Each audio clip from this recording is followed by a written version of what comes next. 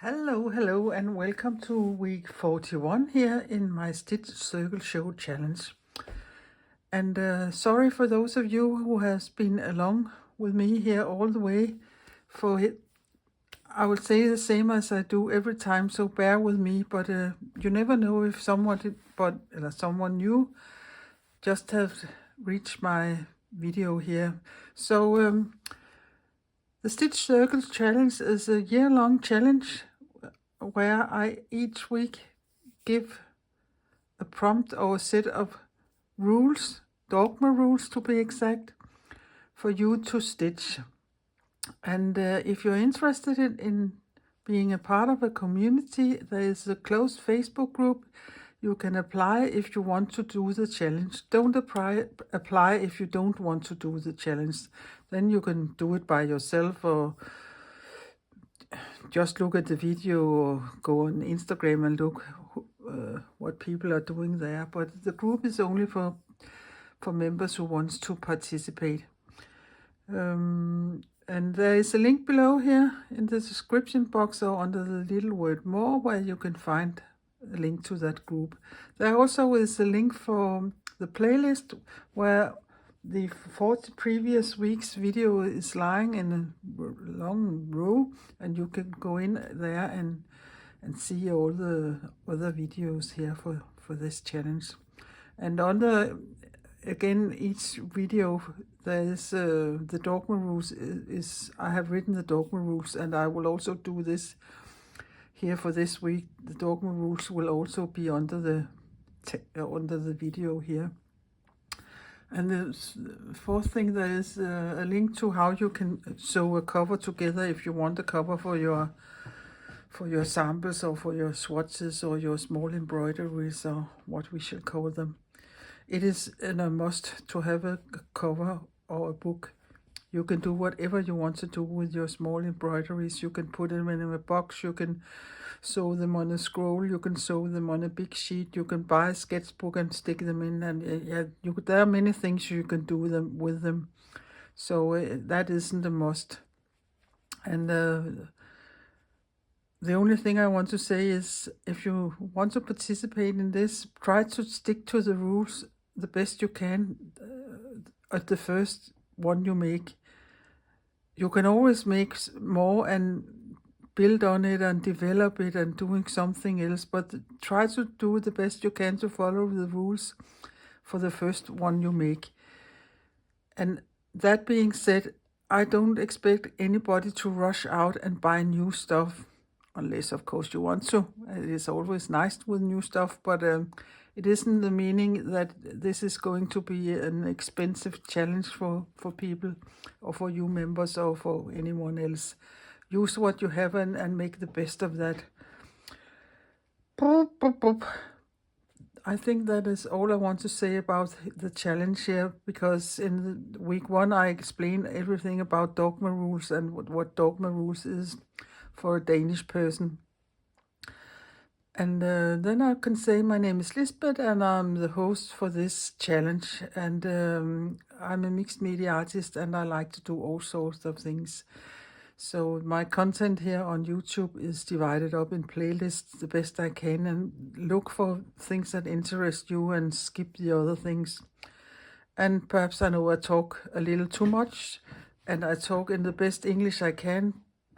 I'm not born to speak English. I'm Danish, so bear with me if it's a little bumpy or rusty or I say some crazy things sometimes. But you can hopefully see what I'm doing.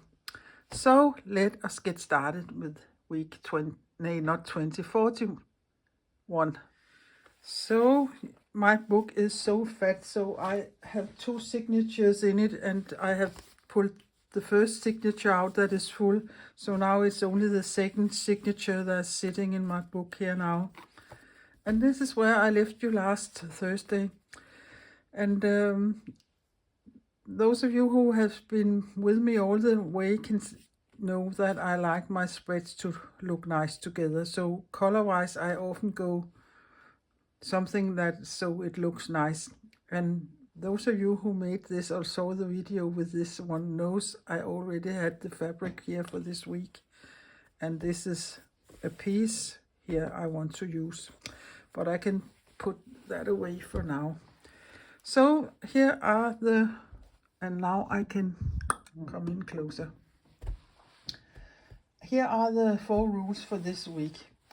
Find a piece of fabric in the same color scheme as last week. And in my case, it is this brownie one. I think I said last week dark brown or dark blue. So perhaps yours will be dark blue. That is also fine.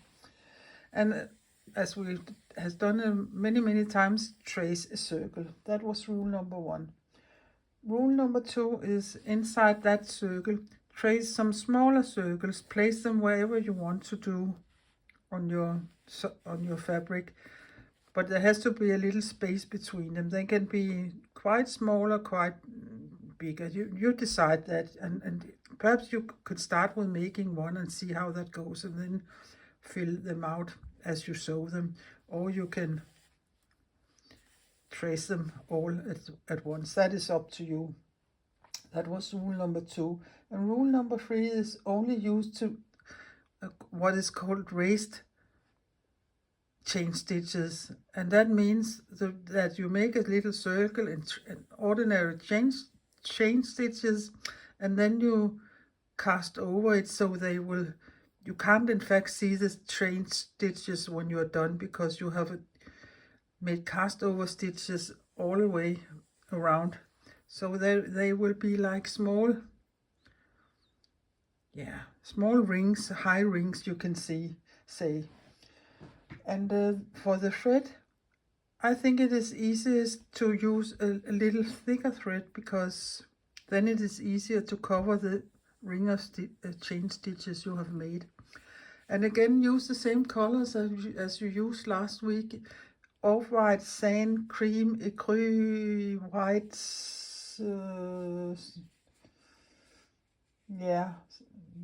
all the light colors here. So this is the 4 rules for this week, and I will put them below here under the little bit more the description box, or what it looks like in your device. So let us get started. Just a little correction. All through this video, I think I call this stitch raised chain stitches, and in fact I don't think it's the right name, but I don't know what else to call them, because I think raised chain stitches are a little different done than this. So maybe you and me and we all can call them overcast chain stitches. Or if anybody of you has a right name for this stitch, please enlighten me and write to me in the comments if you know the correct name of it. But since I'm showing you how to do it, that is what you are to do. And if you know what real raised chain stitches is, that is what you are going to do here in this video. I hope I'm explaining myself, but yeah, I really don't know what to call this stitch, but I hope somebody can help me. Again, most of you know I don't like to sew in one flimsy piece of fabric, so I will invisible base my fabric together with this. It's an old sheet or something, duvet cover, or I can't remember. And I have also shown you this many times before, but I had taken a thread in this same color here as the fabric, so you can't see it. So you come up and go down a couple of threads back and come up about 1 centimeter ahead of you. And I think this will be quite impossible for you to see, because I didn't have a very dark brown thread, but I had a black thread, so I have taken that. But I don't think you can see it, but you can see here on the back you get such long stitches, and on the front I don't think you can see them at all. So they are so tiny, so you can't see them, and that is the meaning. But I will do this all the way around, then I have 2 layers to stitch into. So done with the basting, and I will use this as a template. It is just a set I have for punching cookies out, but you can use a template or a plate or a cup or whatever you have to trace a circle onto your fabric. And since this is a dark fabric, I can't use my ordinary pencil because I can't see it. But this is a chalk pencil here for tracing. And I think to be able to see it is a circle, I will have to sew on the trace line here, because else, sorry for my arms, because else I think it wouldn't be so obvious that it's a circle. So I've just taken this thread here and I will just do a round of running stitches. But you can of course do double running stitches or back stitches, or yeah, something to indicate that it's a circle. And you don't need to see me sew all the way around here, because that is a very easy thing to do this year, and you probably have done it several times during all these weeks here. But I will continue when I'm done with this. A little advice is just before you reach where you started, eyeball it so your stitches won't be more even, so you not end up with a small one or a big one. So take care of that before you get all the way around here. So perhaps this will be too small, but no, I think that would be fine like that. And if I turn it upside down, I don't think anybody can see where I started and where I ended. And I will just bury my thread here inside. So there we go with that. So now we are ready for the raised chain stitches. And since I'm using this kind of chalk here, I know if I traced all the circles now, they would blow away because I'm touching the fabric all the time. So I think I will just start making one and trace that and make the next one, and hopefully it would end up looking nice. So I think I will start with a big one here, about there, and then because it gets a little bigger when I'm tracing it there. So now I have a circle there, and this threads I'm using is pearl cotton, and I have it in 2 different thicknesses. This is an old knitting yarn, and this is my also mercerized cotton. So I have a little different ones to use, but I think it is nice to use a thicker one for this project here. But chain stitches you probably all have made before, and I can't even remember if we have, I can't remember what week it was, but it was something with they were turquoise, but perhaps I can find it. So if you, let me see here, this one here, we made the chain stitches. That's exactly what I want to do now. Not inside, but separate as these are here. Fill my fabric with that. So you come up, go down in the same, and come up a little further on the line. Oh, it's a quite fat needle I have taken here, and then you pull through, and then you just follow the line. And that is not a very difficult stitch. It is a quite nice stitch to sew.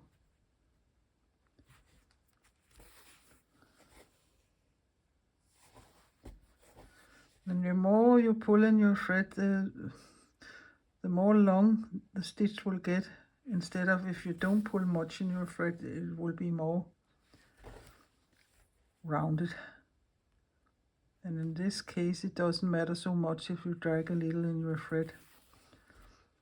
because you won't be seeing it. You will cover it in a little moment.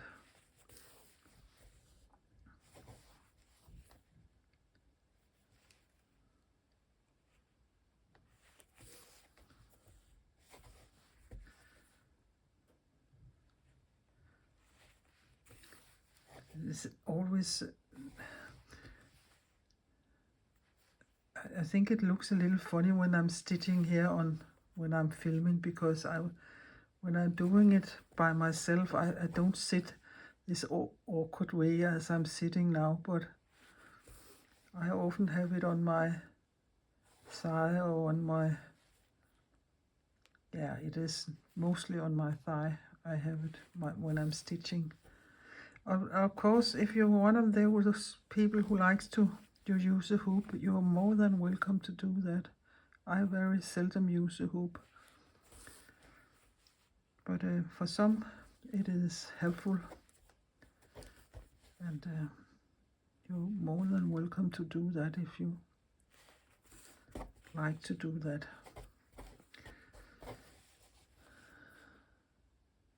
And now I'm nearly all the way around.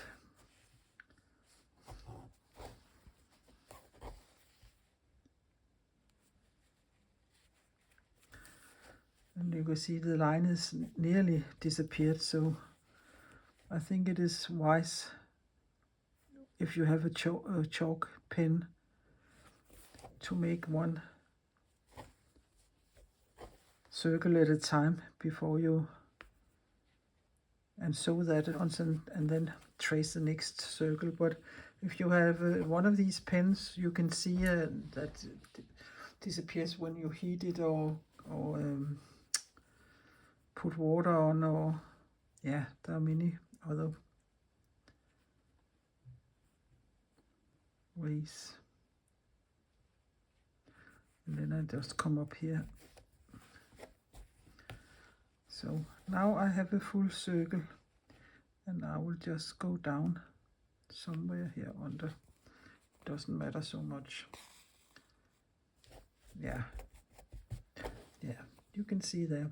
So now all I will be doing now is trace over the circle. It is a little like if you're doing couching, but couching you often have more space between your stitches, and here I want them really close. So I just come up, yeah, somewhere, and go down on the other side, and come up nearly the same place, but of course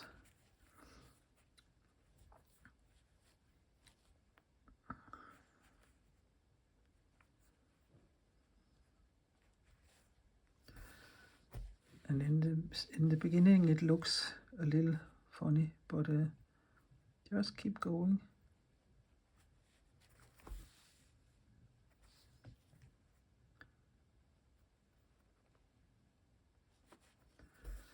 So you cover the chain stitches, you can say. And that is why I think it is nice with a thicker thread, because if you are using a very thin thread, you will be sewing here from now on until Christmas to cover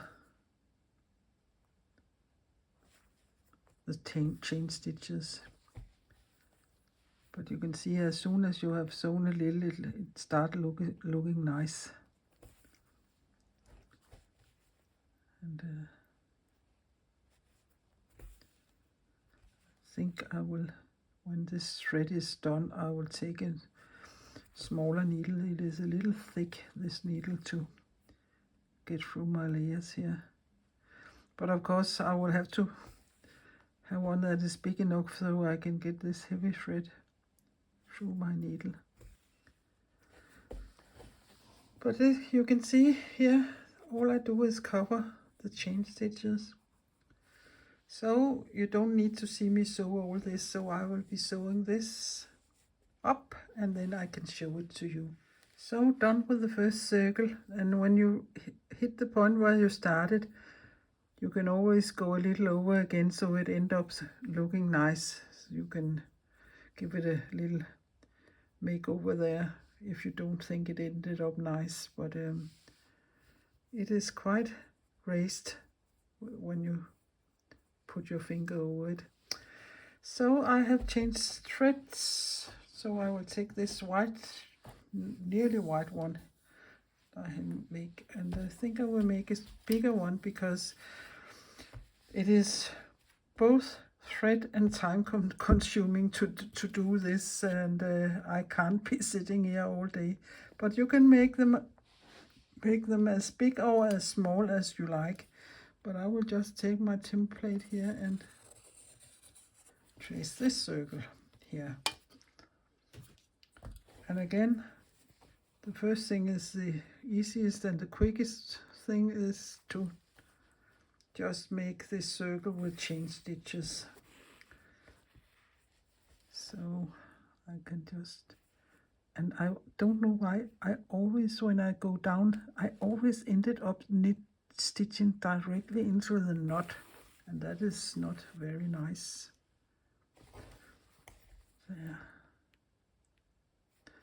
I also think this is some kind of pearl cotton, but it is a thread I have bought on the flea market, so I really don't know what it is, but it's a nice thread to sew with. But I will sew this ring or circle here with chain stitches and show it to you, and then I can start up again like this. So done with a round of chain stitches, and if you don't have a thicker thread like I have here, you can always make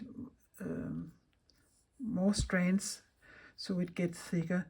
And thinking about it, I don't have a lot of wool threads, but perhaps this could be nice to do in wool, because the wool is, it looks like more and it puffs more up, so perhaps that would be nice to try to do it at one time and do it in wool.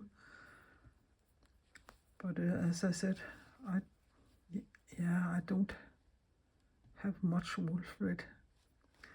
But I will just start the overcasting stitches here.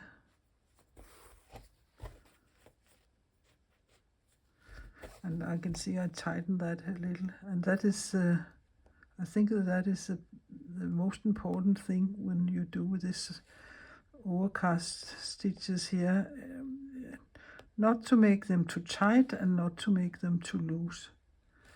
But I can start here, and I can always, when I end up here again, do a little about it. So I think that is the thing to consider here. Not to tie too much or make them too loose. They have to lie nice.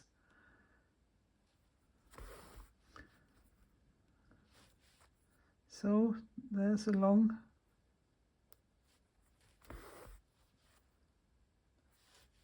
row here, or not row, but it would take a little time to cover all this big circle here. Oh, and now I think I reached the knot on the back, and I don't like to stitch, put my needle in these knots here.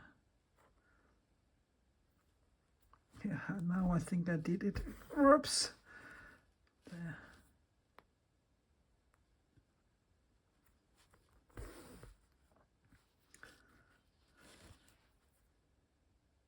But I will go all the way around, and then I can show it to you when I'm done with this round here.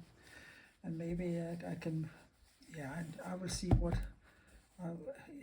if I'll make 1 and 1 or 2 and 1, and I don't know yet. But you can make them smaller if you don't want such a big one as this one here. So done with this round, and it went a little wonky there, I can see, but that doesn't matter. So now I want a circle there and there, and let me see here.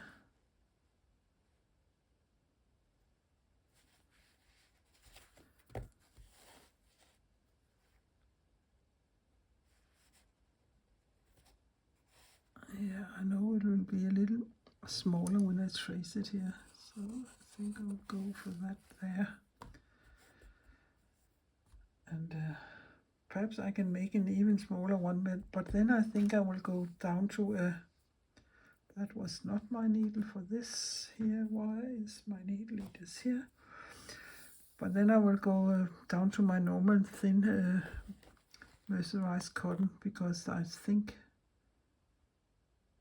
I don't know if I can make a nice round circle with chain stitches when it is much smaller than this, but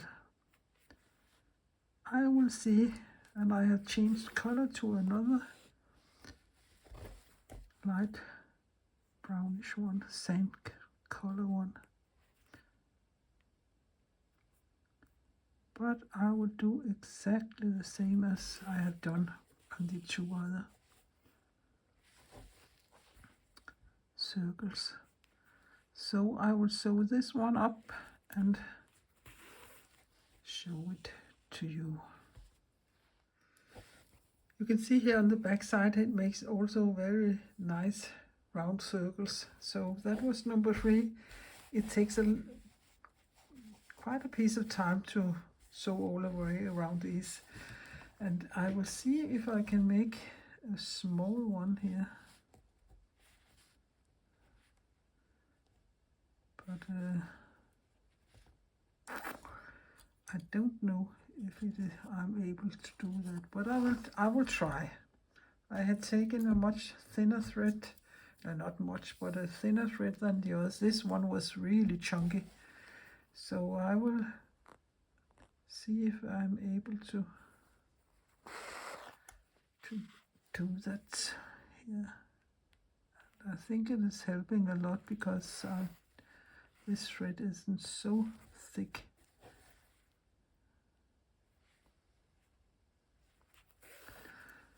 If I can make the circle here with the chain stitches, I know I can do the overcasting.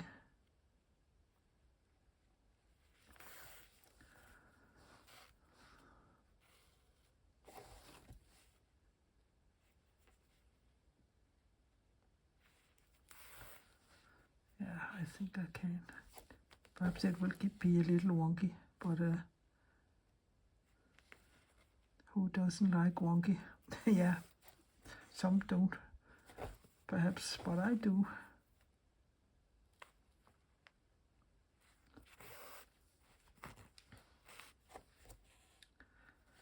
Yeah, I think I can make a circle here with the chain stitches, even though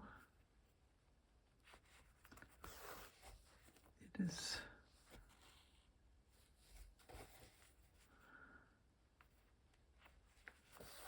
a little. The other times I know I ended up, but this here is a much smarter way. You just put your needle in the first chain, and then you make the loop and you go down where you were supposed to go down. And this way you can not see where you end and you begin, but it doesn't matter here because I will cover it up. But I will do exactly the same and show it to you when I'm done with this here. This ended up like a little fat one there, and I started a new one and traced the last one, and I will see what color I will use there. I think I will end up using perhaps that color there, or I will see if I can find a sixth color. So the 1, 2, 3, 4, 5, yeah, a sixth color. I will see if I can find that, or else it will be one of these two, I think. But I will sew them up, and then I will show you the finished little piece here. To make the last little circle different, I have found some, I think it is linen thread here. It is something I have inherited a lot of these small different linen spools from Jytte Harborsgaard, the mother of the Dogma embroidery. So I will see if I can use that. It is a little more stiff, so I don't know if it would lie so nice as the other threads, but I will see. Now I can't remember. I think it was there. Yeah. So let me see how it is to stitch with that instead.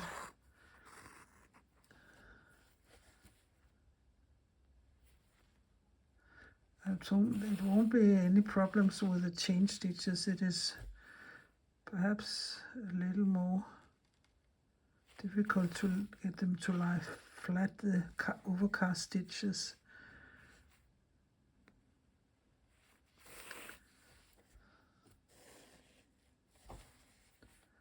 But I will see if I manage, and if I don't, I will pick it up and see if I can find another thread. So done with my small circles here, and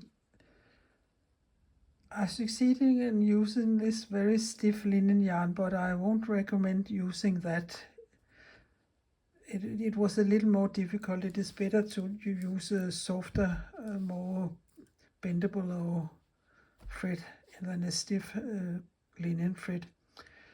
The other thing is, the smaller the circles, the closer you have to put your stitches inside the circle, so they are quite crowded, and sometimes you nearly stitch in the same hole or in the same stitch for the previous same stitch. But yeah, that will be like that when they are so small. You don't often do it in big circles.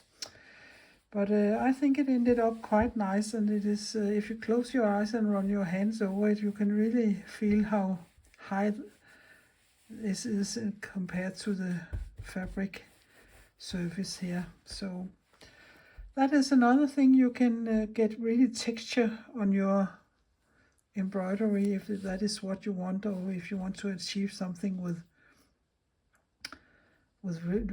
texture on, and you don't of course have to do it in circles. You can do it in all kinds of patterns, but now this challenge is about circles, so it is, of course, that's why there are circles here.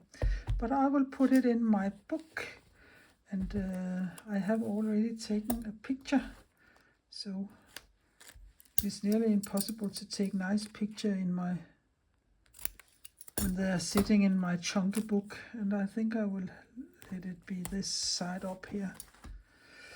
So I'll just bring this down here, and hopefully I can peel the backing up here quite easy, so you don't have to see me struggle with that.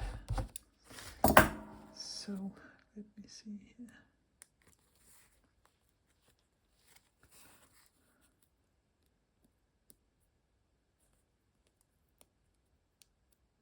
Yeah, of course it won't slip. There it was. Yeah. And here is the page in my book. So I will just put it in there. And there it is sitting. I will just lift you up a little higher here. And isn't that a yummy spread? I get so happy when I see things look nice together.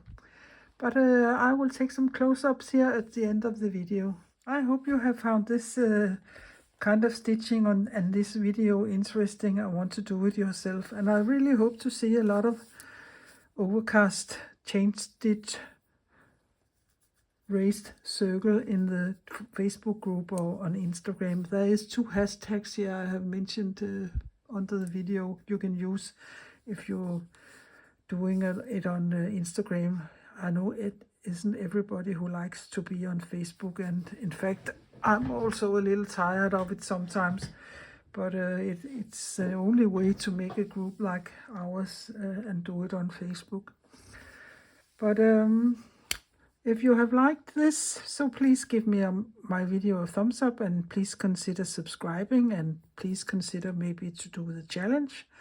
And there is a notification bell you can hit if you want to get a notification every time there's coming a video up. But this is coming up every Thursday, Danish time, 12 o'clock. It is probably another time in your country, but you have probably figured that out now. But I will only say now, take care and be creative, and please, please be nice to each other. So bye-bye for now, and see you next Thursday. Hej hej.